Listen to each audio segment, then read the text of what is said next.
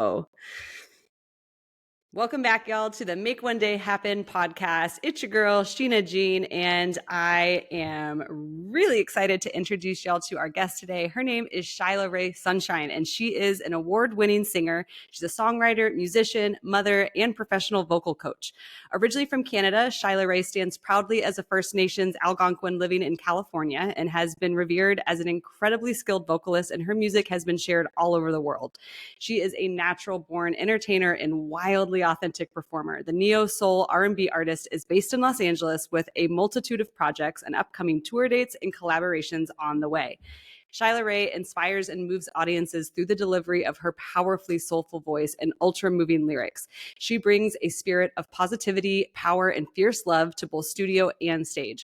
Her beloved album and hit single, Into the Wild, y'all, please run, don't walk to download it, has gained her recognition worldwide as the release of her new album, Lessons in Love, which is also just banger after banger, taking her music in a new direction completely. Y'all, I gotta tell you that I am so obsessed with her last album, the one that just dropped, Lessons in Love. Please, please, please check it out. I was introduced to Shylah last fall when she opened up for Parengi at the All Souls Festival in Tucson. And when I say a jaw-dropping performance, I mean my jaw was dragging all over the dance floor and back. So I am so excited to share some of her energy and her spirit, her voice with y'all today. Please welcome to the show, Shylah Ray. Hey. Hey. I love that was your experience of me in Tucson because, I was like not feeling well. So if you had a great experience from that, just wait until I'm 100% battery power because that was tough. I like that. I just got goosebumps hearing that because I remember you mentioning that you weren't feeling as vibrant as you have, right? Mm-hmm. And I was so blown away by that performance. Mm-hmm. And I mean, I've got a few questions for you. One of them does relate to that performance. But before we dive into that, I would love for you to just give a little bit of who you be in the world, how you got to this point in your journey with our listeners so they can get to know a little bit about who you are. And bonus points if you're familiar with human design and can share your human design type with the world. Oh, I do. It's not something I study, but I know that I'm the human design, the manifesting generator and the emotional 5 something or 3. Oh, okay. Whoa. If that's what you are, then no wonder we're like kindred spirits because I'm a manifesting generator. I'll confirm this. Emotional 3-5. Okay. I'm trying to get those bonus points. You got them. Yeah. Thank you so much. I love telling my story because it's a pretty long one. It's a pretty wild one. But what I can say is that what's led me to here, it's been an incredible journey of course, soul searching, like really searching for this deeper meaning in life, and music and singing being the things that really led me this entire way. My love for singing, me falling in love with music at a young age has really been the driving force. And that's kind of what got me in California, I'd say, without me knowing it. So how it started is that I was raised, in about central Ontario, and with parents that I didn't feel a strong connection with emotionally, and, I kind of disassociated a lot when I was younger and kind of separated myself. And I think, again, music was that way for me to comfort myself. It became kind of a therapeutic way for me to feel a sense of belonging and just feel connected, to myself or to a higher power. And there was no talk of God in our house growing up, but I remember kind of yearning for that when I was younger. Like, all right, like what's the deeper meaning here? Who's got my back right now? Because this shit is hard and I feel alone. And like music was the only thing I feel like I had where I could sing and feel like, my feelings mattered. And there was a song for every feeling and every emotion and every struggle when I was young. So that's where that relationship was established. What happened after that was I got on my spiritual path pretty young, about 17. I went vegetarian, grew out the hair, got the dreadlocks, was all Rastafari for a bit, and then took off traveling. I pretty much ran away from home around 18 I moved out of my parents' house 17. Yeah. So there was all these decisions that were made, whether they were intentional or not. It was just how it happened. And I was just trying to get out. I was just trying to get away, like this is not for me. My dream of being a pop star when I was young kind of revealed to me later, like, all right, that's not real, because fuck mainstream and fuck the system and the pop culture, and I kind of rebelled when I, turned into a straight edge hippie. So when I was in my hippie years, I was just traveling back and forth. I'd go, I was hitchhiking from across Canada, down through the States, all down through Mexico and South America, and then back up. And when I landed back down in California, it was completely unintentional. And I just ended up at a band rehearsal, pretty much joined the band that night, fell in love with the guitarist, and I was pregnant 3 weeks later. So my journey as a mother started here when I thought the ball was just about to get rolling with music. And I was like, oh, like here I am, I'm in LA. Like there's a reason for this, because my dream was to be a pop star, was to be a singer, was to be an entertainer. I knew that was something I was naturally good at least I thought I was. I didn't care what other people thought. I didn't care what other people thought. I was like, this is all I want to do. And I would have to be good at it because it's the only fucking thing that makes me this happy. Right. So it's like, there's nothing else I want to do. I would be settling and I would not be happy if I did anything other than this, because I feel this magic power that comes through when I sing and when I perform and, and when I make people want to sing and dance and feel good and open their voices. So, I got my start basically putting my family out and being like, all right, I got a new dance, got a new song, watch me, and I needed them to be like, good, every time. And then eventually started performing in karaoke, in bars when I was underage. Then I did my first open mic, and that was like terrifying, but so good, and gave me a lot of confidence to just keep coming back and sharing. And then the band thing happened, right? And just as I thought like things were opening, I become pregnant, and my journey to motherhood begins, and music kind of takes the back burner for a few years. I had an incredible birth experience and became a doula, and my focus really went to, helping support pregnant women and mothers and children and postpartum work and doula work and all this. I really dove deep into it because I don't feel there was really space for me to be a songwriter, musician, being married to one at the time. He was playing with multiple bands and traveling, and it was kind of like, I just don't feel like that space was open for me. It's like I didn't need permission, but you know what I mean? It was just like only one of us can really do this right now, because my job is to be a good mom, and I was. I was a terrible wife. I was a great mom. And I was like 20, I know nothing. I'm just like a baby with a baby, right? But it was so precious, and I wouldn't ever take it back, And what happened was, after, a couple years of being a doula, I could feel it. I could just feel the call, and I was like, all right, separated, moved out, moved somewhere where there was a piano, sat every fucking day and played. And then all these songs started coming through, all these melodies started coming through. And I was like, damn, this is easy.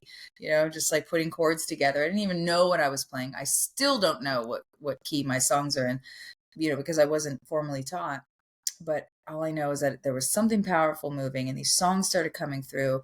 And I believe that me playing this instrument and writing songs was absolutely the key for me in order to, evolve musically in that way. I'd just been singing other people's songs my whole life. So it was time, it was time that I had my own songs, and now I'm a songwriter. I was like, okay, things are picking up. And, I met some musicians. They liked my songs. And then I've got my first gig before I know it. And then I just never stopped, I moved, I fell in love again. I had another kid. I never stopped. I got right back after that. It was like, you could not stop me at that point. And they were small gigs, and I did so many gigs just for free, just for love, because again, it's my joy.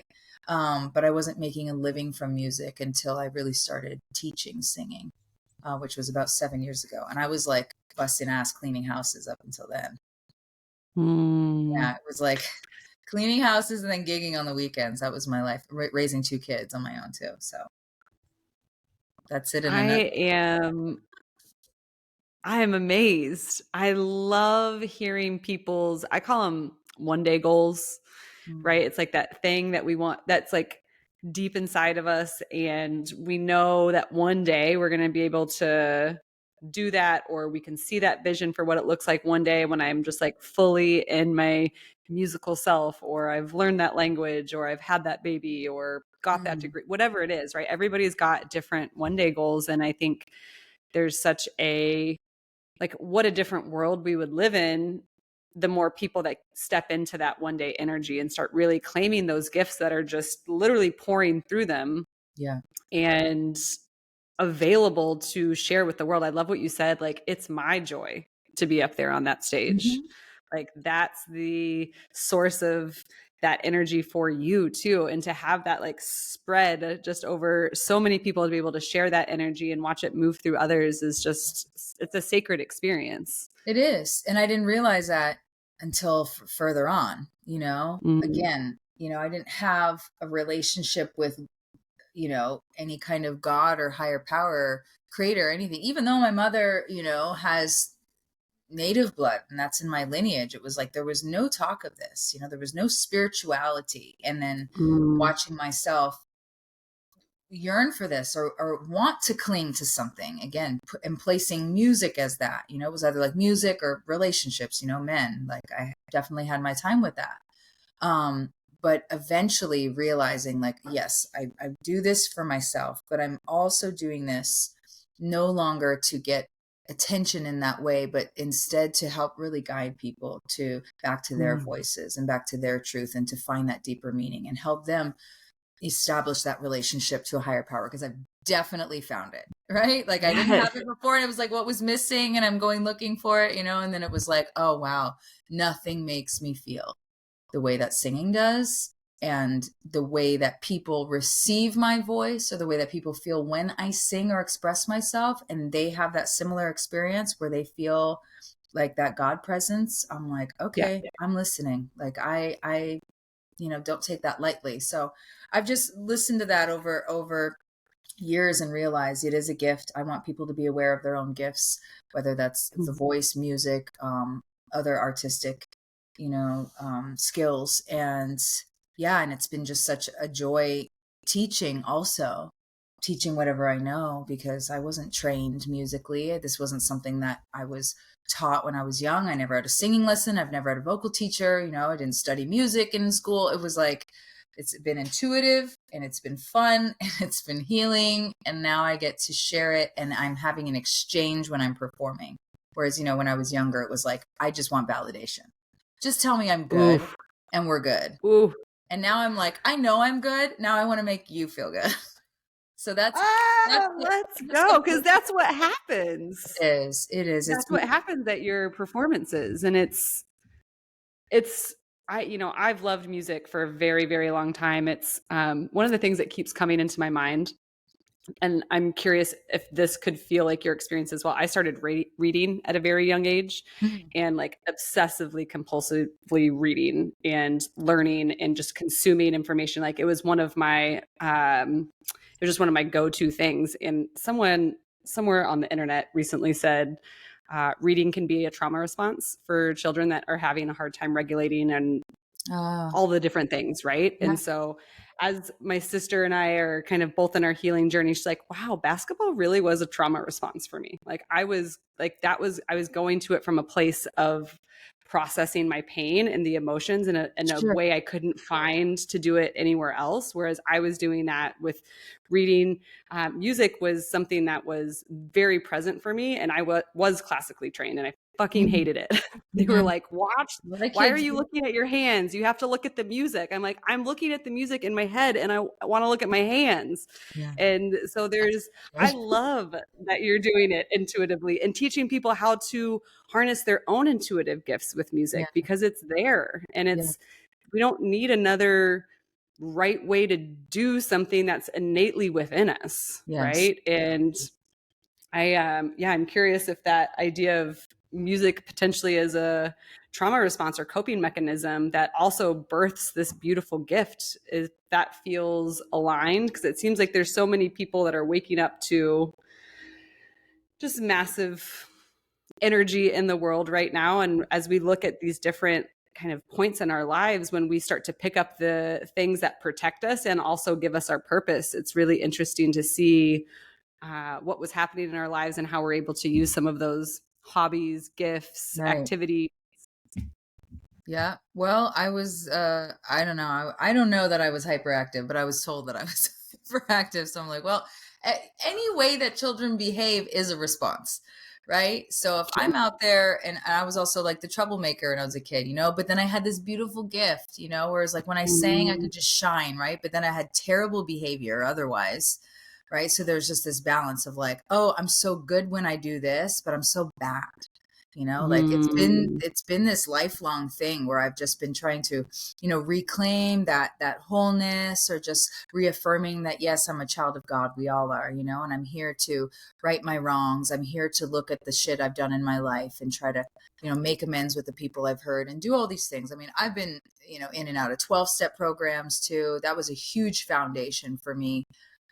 With finding my higher power and really establishing that relationship. It was like, I knew, well, my first God was Jah, right? And I realized this recently too. It's so funny that I'm still just putting pieces together as I get older is, the reason I think I clung to the Rastafarianism so much was because of the way Bob was about truth, right? And about oneness, one love, and just peace, love, unity in the world, fuck this system, and the way he spoke about Jah, his devotion, I was like, I want that. And that's why I grew out my hair and was like a little, like a little dready hippie. It's so funny when I look back, but that's, I think, why I did that, because I was like, why was I so, and I was obsessed with Black culture and reggae and hip hop and rap and R&B and all those things, because there was just something about it that felt like there's so much realness to this music. Whatever they're talking about, I might not be able to relate to it, but I fucking feel it. Yes. Any of that music, it's like it carries a harder vibration to it, and it's on a different frequency than some people can handle, especially people who are really into devotional music, or like, are attached to being ultra spiritual. They don't like the frequency of this music because of, I think, the anger and the pain and the grief, and whereas like that's where music comes from. Like that's all of it. There's truth in all of it. So I just know for myself, I really needed music at that age that was very uplifting, where there's some devotion of like Jah is guiding and protecting, and I was like, oh yeah, I need that. I want that. So I was just super into reggae everywhere I went. And then over time it softened, because I was like, oh, this isn't actually like my religion. Like, I'm not actually a Rastafarian. I'm not Black. I'm not from Africa. Like, I had to tell myself, like, that's not you, honor where you come from. And for me, it's native blood, right? And again, something I wasn't taught about, something I was never encouraged to learn about. It was something that my mother and all of her sisters had deep shame about. You don't tell anybody that you're native, because they're going to know we're poor. They're going to know, that we're less than, we're disadvantaged. We don't, and so they never really talked about it. But my generation, however, like my brother and my cousins, we're all very proud now. The tables have turned a little bit, where now it's like, why we're proud is because we're fucking doing the healing work in looking at some of these generational patterns and addictions and trauma that's been passed down. And we actually have the tools in the community, and the emotional intelligence to process it. And we can speak about it, and we can have these conversations where, it's very relatable, no matter what lineage, race, background you have, we've all experienced trauma, and we've all had a different response to that. So that's that for me. Again, music was the only thing I think got me through. And yes, there was like sports, I just had so much energy. They were like, put her in gymnastics. I just loved it. I was just like flipping around. I did I love tumbling. Oh my God, I did all the sport. I was just like, I had so much energy, so it was just this little ball of energy. And then I was like, okay, if I could just take this to the stage, you know, and I'll be this pop star, and this is just going to be my ticket out of here. And one day I'm going to see my parents while I'm on TV being like, look, I made it. You know, like, are you proud of me? Are you proud of me now? Because look, you know, I had to come all this way to hitchhike across the country and down into the States. And now I'm living in Los Angeles. Like, what a trip.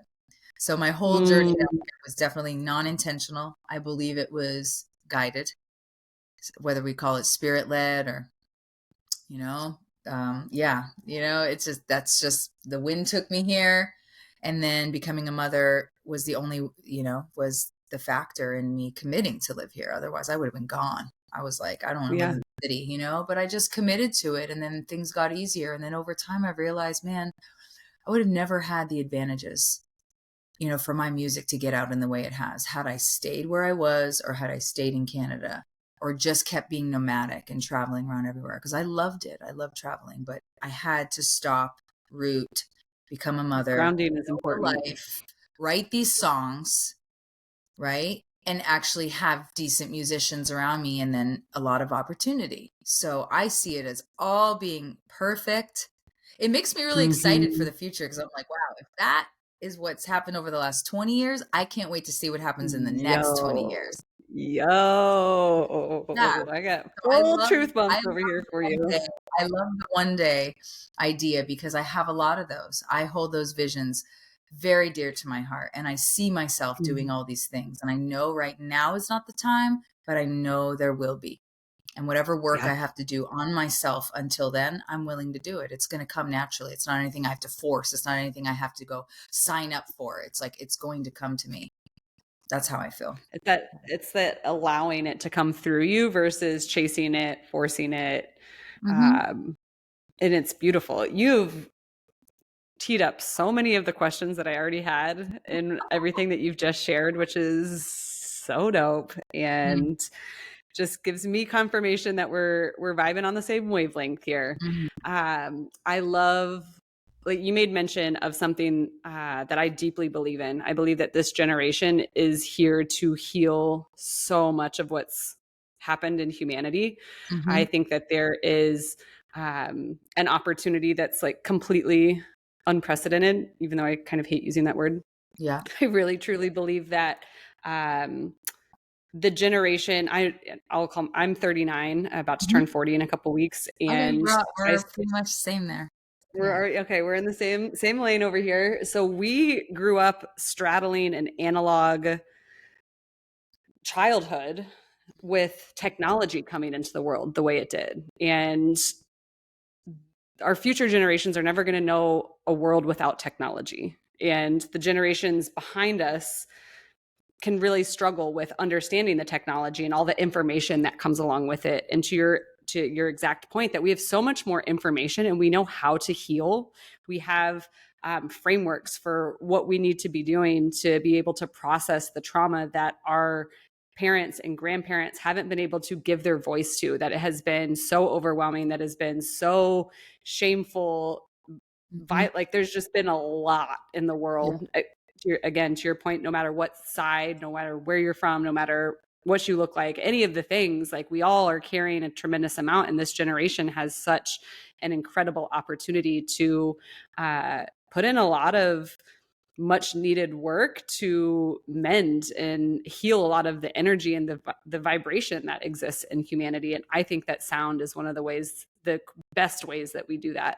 And I specifically think that, and with music, and I love what you said about fuck mainstream, because as much as I love mainstream, I'm seriously questioning a lot of my music choices as I've grown up. I too, once I grew up in a Christian household, so I was not allowed to listen to secular music for a very long time. And then as soon as I possibly could, I was very hard into hip hop, rap. I also had like some moments with No Doubt and Bush and Gavin Rossdale, that whole crew. I was super into it. So it was, once my eyes opened to secular music, I was full on in. And there has been this in the last couple of years really feeling into like, man, I love it when some of these hard, edgy beats and things come on. But when I start listening to the lyrics, it's like, no wonder I had a hoe face. Just gonna go put it out there. Like, all Yeah. I've been listening to in a very developmental time of my brain is like, girl, you look good. Why don't you back that ass up? And I'm like, Yeah. okay. So it's Yeah. like, We wow, all did. the music that we listen to, the vibrations, the sound, the lyrics that we are singing and expressing at a loud emotional state, like, do have impact on us. And so now, as I get much more conscious about music, it's one of the reasons why I just like instantly fell in love with you. When I saw you, I was like, who is this woman? I came here for Parange, but like, who is she? And like, wow, because, and I'm not sure if this is indicative of all of your performances, but at that particular performance, there was a cacao ceremony Mhm. beforehand. And so, Mhm. for our listeners who may not be familiar with what a cacao ceremony is, cacao in a ceremonial setting is used very intentionally in community. It's drank, it's looks like hot chocolate, but doesn't necessarily taste like it's a heart opening plant medicine. And Shylah was nestled, I think you called it the nest. Did you call it your My nest? little nest, yeah. I have a couple of photos Yeah. of them. I never posted them, but they're there. So she was in this little cocoon of a nest, sitting cross legged, like at the bottom of the stage. And to be honest, I was so wrapped up in everything else that was happening around me until you started singing. I didn't notice that you were there. And you started singing the most beautiful medicine songs. They were native songs. And it was just an incredible experience to be able to pair that with the cacao ceremony and just feel into a bit of what you're speaking about, like, right, like there's like a prayer to it, but there's also pain in it. There's a lot that can happen with medicine songs, and so to be sitting there and witness to that was in and of itself incredible. And then for 15 minutes later, you to show up on stage as a completely different version of yourself. Yeah, I That was got like, cold, so I put on like a sweatsuit. yeah, so you went from like in your little nest to like up on stage in a sweatsuit, rapping and singing and wailing on a microphone. Like, I was like, what just happened? And in a way, it was in a tone where the lyrics like spoke to me on a level that very few other artists have, but I also felt like at home in the tone and the beats, the rhythms, the melodies. Like, it was this beautiful blend of feeling familiarities from mainstream music, but having it be at a completely different resonance. And that's where I say, like, my jaw was on the floor because I was like, what? Like, Yeah, this exists? it And does. I could, and not to mention you're an altos, I'm guessing. And so I like, our ranges are very similar. So I get to belt right along with you and like stay Love on it. key Love at my it. house when I do my solo dance parties. So I'm curious to know, like, do you do most of your performances that way, where you are intertwining any sort of native or medicine songs along with your things on Mhm. stage? Was that a special performance? And talk to us a little bit about that idea of blending mainstream with a different vibration, because you do it so well. Thank you. I'm really glad you had that experience because this is something that I think about often. First of all, that was a special performance because I honor ceremony and Mm-hmm. performance is not ceremony. I've had to Mm-hmm. really work to separate these, especially in the medicine space, because the ego is so strong around, my identity as a singer, as a musician, as a performer, as an entertainer, all of the ways in which I get recognized. I really have to make an effort not to bring that into ceremony and make it what I'm about, because it's learning the art of just making it an offering. And we have a name that we call it, and it's prayerformance, right? Where it's kind of like it's Oh. infused, right? So I'm praying and I'm letting God's spirit creator work through me at the same time as I'm still making sure that I've practiced my words and I know my lines and I know my melodies and I understand the translation of these songs, and I'm showing up as a professional at the same time. I want Mm-hmm. to deliver beautiful music while people are in ceremony. And I'm not talking cacao. I'm talking psilocybin, you know, ayahuasca, wachuma, San Pedro, peyote. Like, these stronger medicines that are a big commitment when you're there in the ceremony Yeah. space. And the people who are delivering the music, we have, we're carrying a particular energy that's there. So the ceremonial music is fairly new to me. I would say about 3 years. And my first introduction, I guess, to ceremony music was in my early 20s, where I'm listening just to, I'm discovering mantra music and devotional stuff. It's like even reggae music is spiritual, again, Yeah. the way Bob translated it. So I'm moving through the genres going, okay, like what is my sound here? Like what do I sing best? What do I feel in me strongest? And the truth is I feel all of it because I can sing to all of it, right? My Mm. voice has the ability to, be versatile enough to fit a lot of these different genres. I can sing R&B, I can do jazz, I could do the reggae for the time being. I don't do that anymore, but I could at the time because I was like, yeah, I can follow with this. But it's, so it's changed over time. And my music was also very categorized in the new age genre when it was first out, right? Because I just don't think it was very well developed. I was limited on the piano when I first started playing keys. And again, I wasn't moving around as much. I wasn't a super skilled player.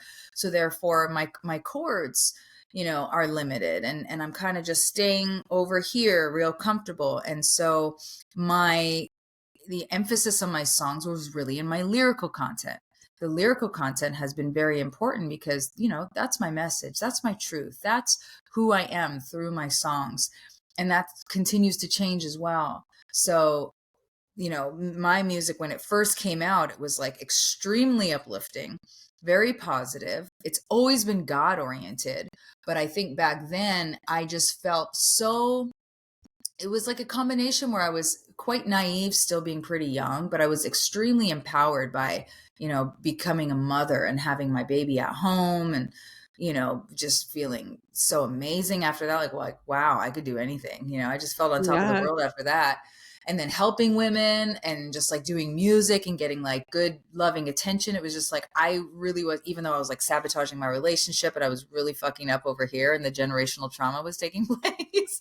I Sure. was still Sure. in a really good place, mentally, emotionally, because I was like, I'm doing what I'm meant to do, like I'm raising a kid and I'm doing music. This is amazing. I didn't think I could do this. So my songs were just incredibly uplifting and there was always a message behind them. It's just how the Mm. music's always come through me. But over time, and especially I was given the name Shylah Rays of Sunshine when I first moved to LA. Like literally like the first week I was there, somebody called me that and I was like, oh, that's cute. I'm going to use that. So that became my We're stage. running with it.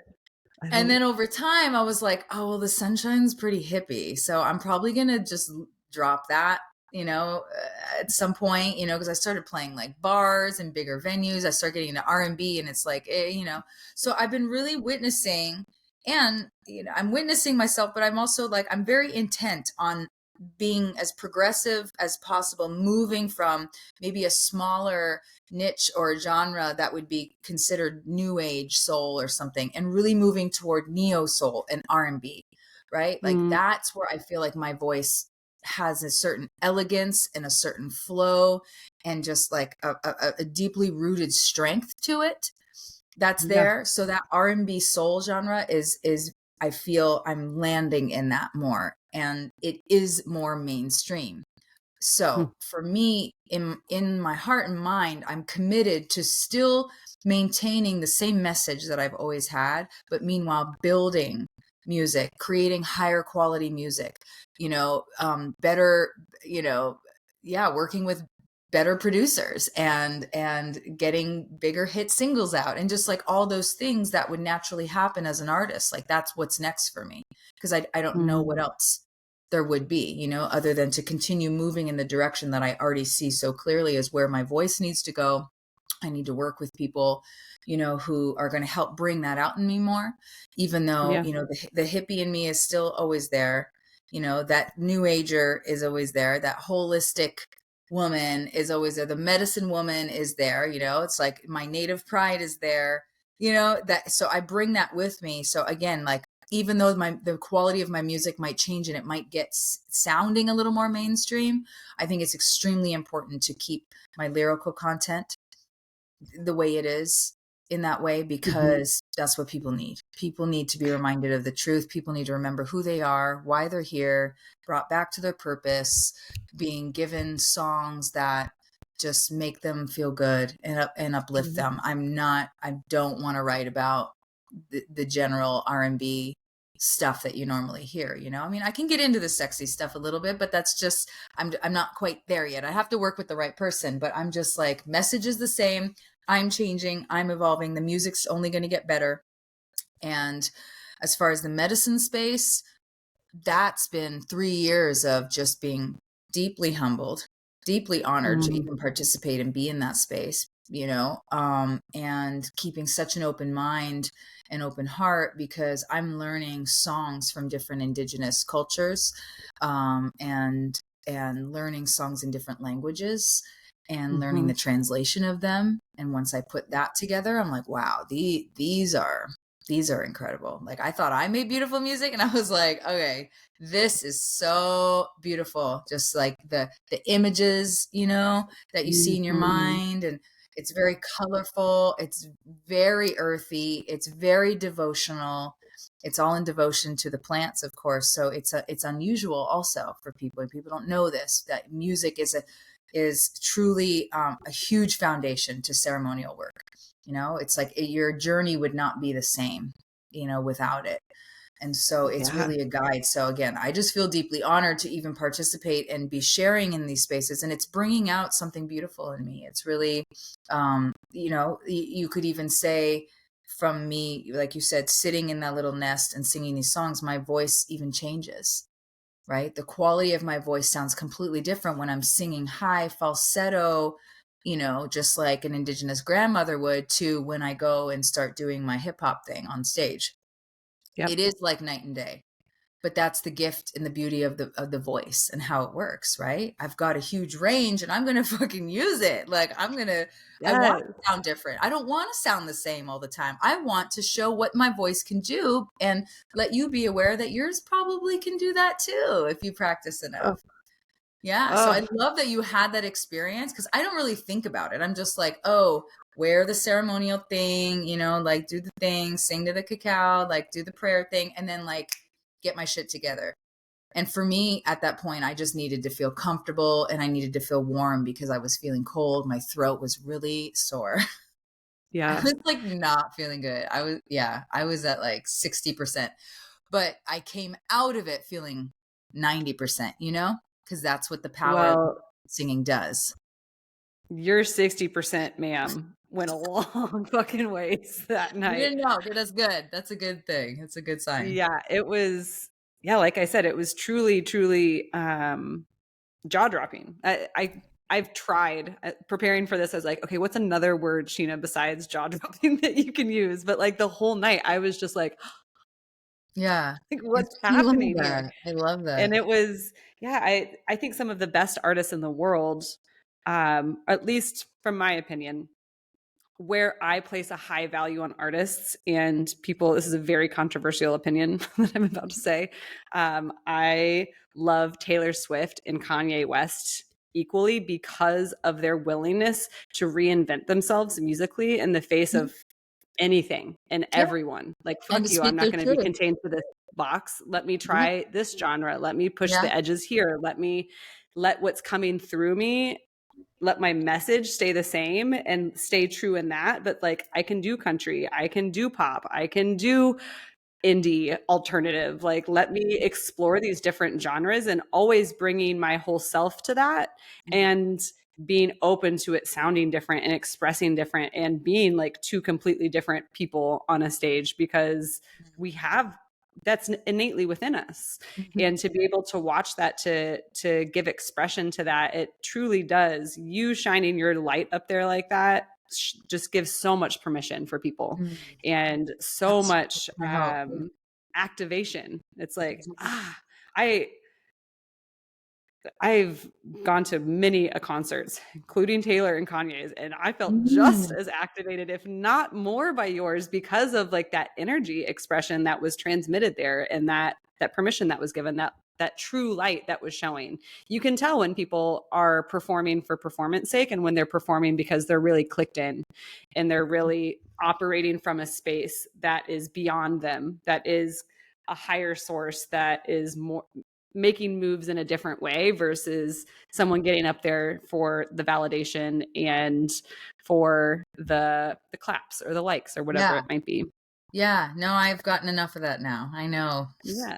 You know, again, You're like, little I'm Shylah clear needed on that that. for a long while, but I got to the point Sure. where I'm like, you know what? I've heard it enough times now to know how my voice makes people feel. I'm never going to Yeah. stop, so don't worry. You know, Great. I'm Great. going to sing till the day I die. My music's just going to get better. Hopefully it branches out and becomes more accessible to those who really need it, because that's Mm. what I want. You know, new agers and people who live a life already kind of tapped into the higher frequencies don't need my music as much as other people who are searching for meaning, searching for purpose, who are lost, who are sick, who are mentally unstable. Those are the people that I want to help, you know, through the way I sing, through my delivery, through my lyrics. You know, that's and it wasn't that before. You know, now it's just Yeah. turned into that, because I realize, wow, there's a lot of people struggling on this planet right now, and music was always a way for me to remember who I am. So I just always pray that that's you know, the same experience that somebody will receive, you know, from me in that way. And I really do want to infuse more of the medicine music. You know, you're asking like, is that something normal that I do? Yes, only over the last few years, right? Really Mhm. embracing like my native roots, really like learning a couple songs from my lineage and bringing those in. Yeah, I'm writing a new song right now where we have like, there is like an Algonquin prayer that's being infused Mm. into it, you know, about the water. And I was just like, wow, this is perfect timing, because I really, it feels really good to express that part of myself, because again, it keeps me remembering, and it keeps my roots strong, you know. And I need that, especially being in somewhere like Los Angeles, where it's easy to get ungrounded, it's easy to get swept up into, you know, the fame stuff and the vanity and the fakeness, and that everybody's struggling to make it and be someone. You know, it's not challenging for me to be around, just because I have a pretty strong sense of who I am and what I'm doing here and what my mission is. But I see it around me, and I just, again, you find your people, you find, you know, whoever's on your frequency, like you, there's a pull there, you know, there's a magnetism. So I always find my people, even in this giant city. You know, I always find the ones that are like doing the work, creating epic music, and the, you know, and I Mm. just hope that there can be more collaborations where I come together with these people, and because that just makes us stronger, you know, and brings out different gifts. That would be like Taylor and Kanye actually doing like a song One day together. they will. I'm calling it. I've been calling Probably. it. One day it's gonna fucking happen. Probably. It's like, I'm It's not the gonna biggest happen. fan of her. That's so funny. He's been coming up so much in conversations. You and I can talk about it later, Okay, but great. literally had a long conversation about this like 2 nights ago, and I've been listening to him nonstop. So I'm just like, oh, He's there he is again, you know? he's a So musical genius. yeah, He's literally yeah. one of the greatest I don't call artists of everybody our that, but time. there's definitely a lot of them out there where I'm like, yeah, they have something figured out that other people don't, and therefore they are misunderstood, and they'll get Yep. labeled and they'll get hated, and that's okay. I feel that even a little bit myself sometimes when I get that negative energy, or I get that jealousy stuff, or the competitiveness, or the this, so I can feel that, you know, especially if like Yep. women feel that with each other. And I'm like, look, I know Ooh. singing looks like a competition on TV, and it Well, might and have felt like that when we were young too. Like, who was the best singer? Like, I had to be the best when I was young, but yo, I made other girls around me probably not feel so good about themselves. And now I'm like, okay, now I'm teaching singing, and I'm encouraging people for a living to use their voice and to be the best version of themselves. So I'm kind of like, that's another example of where I'm like trying to, you know, right my wrongs and pay back. I I think that's so beautiful because I had another conversation on the podcast with a dear friend of mine. She's my sound teacher. I do singing bowls, and she has an incredible voice. She has a vocal alchemy course and does some vocal coaching as well. And we talked about this idea that, what up, Taryn? We love you. we talked about this idea of how society has also really set us up to make competition and dance, like those two things, that the performing arts, right, are Yes. so harshly judged. And Yes. singing and dancing are actually like birthrights. And we have such a Yeah. heavy focus in our society on how they sound and how they look, instead of like, fuck that. How does it feel? What does it feel Yeah. like in your body to just let it out? What does it feel like Mhm. to move in a way that is not afraid of what the person next to you is thinking about it? And how Like people can don't. we continue to kind of break down those stigmas and that energy that comes along with, you know, being a singer as a kid or a dancer as a kid? And there's a lot of shit that we put on it that Mhm. I think keeps people from being able to access those innate gifts that are so important for our healing.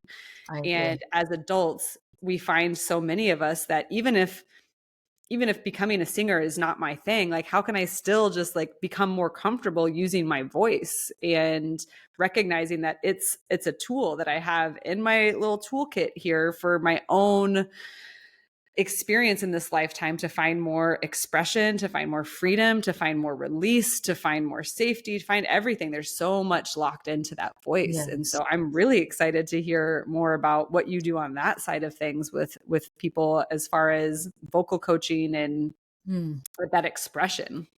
Well, a lot of what you're saying is it's very similar to my approach. I have to sometimes constantly remind people, like this is something fun. It'll get fun. We just got to get Yeah. over this hump where I first of all want people to understand how the voice works. I want them to understand how the instrument of voice works because it makes it a little less intimidating.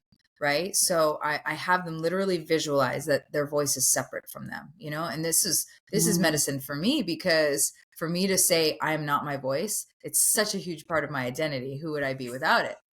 right. People wouldn't say anymore, oh, there's the singer, it's like that's something I've kind of clung to, or I'm just been used to, where that's part of my identity. So if we can separate ourselves from it, see it as an instrument, as though you're picking up the guitar or a trumpet or violin for the first time, learning a new relationship with it, learning how to develop a friendship with it, and not criticize it, because we wouldn't do Oof. that. We wouldn't meet a new person and just find fault in them, but we have such a harsh criticism toward ourselves and the quality of our voice and our ability to maybe follow instructions or follow melodies and notes. And some people go out of key a lot, and some people, you know, have a hard time finding their way and to really get stabilized in their voice. So I find it incredibly important to, first of all, separate ourselves from it. Don't internalize it, just observe it. Don't judge it, just Mm, observe it and learn from it. The voice, your voice,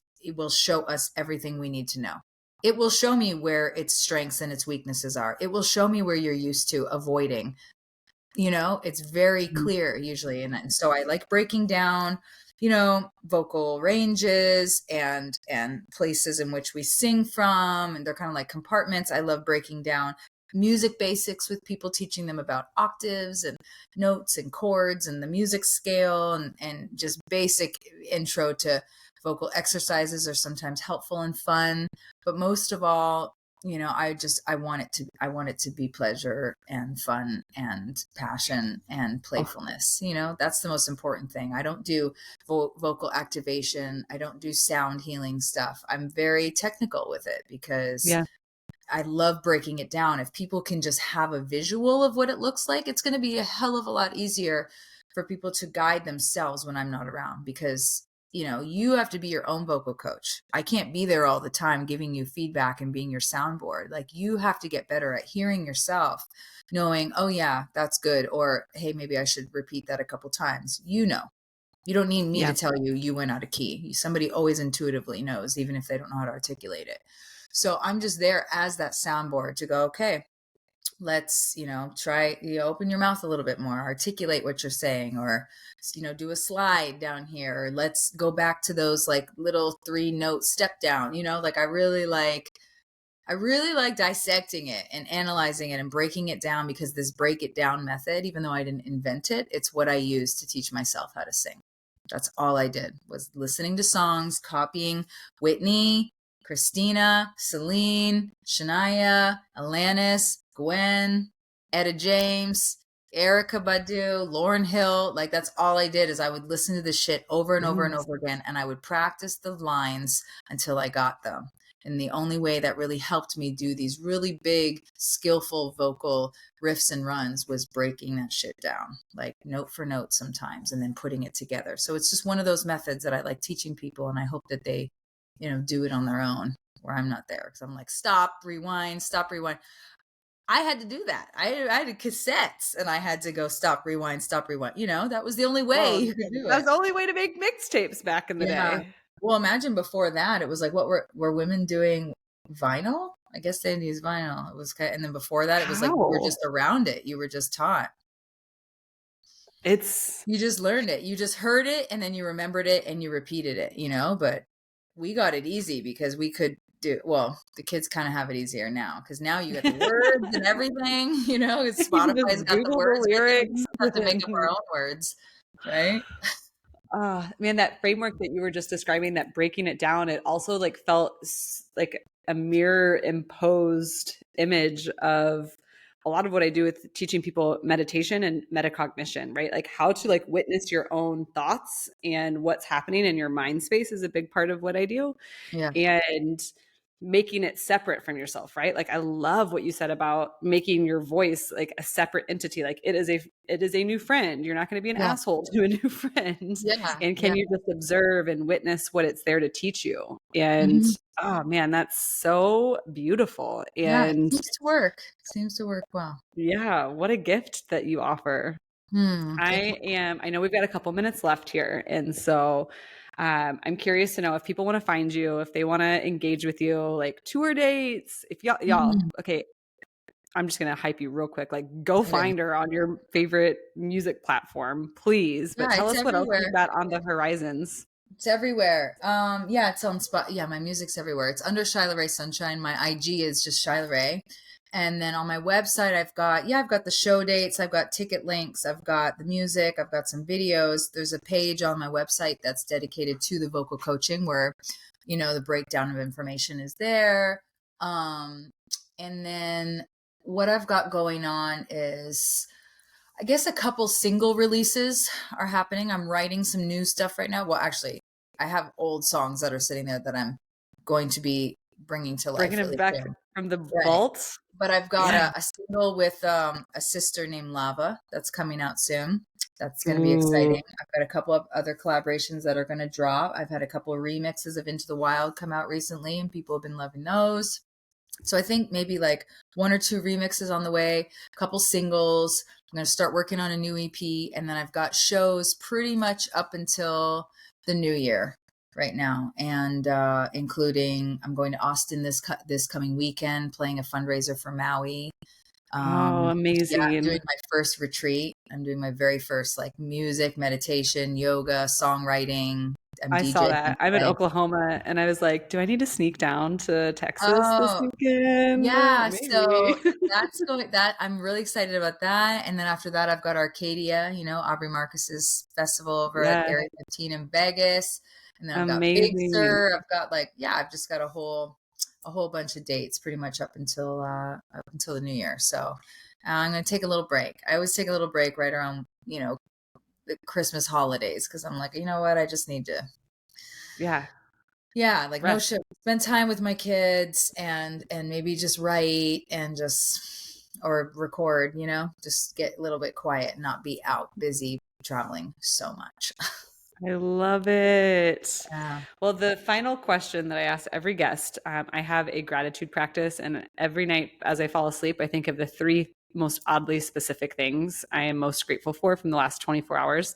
All I would like to hear is one oddly specific thing that you are extremely grateful for over the last 24 hours.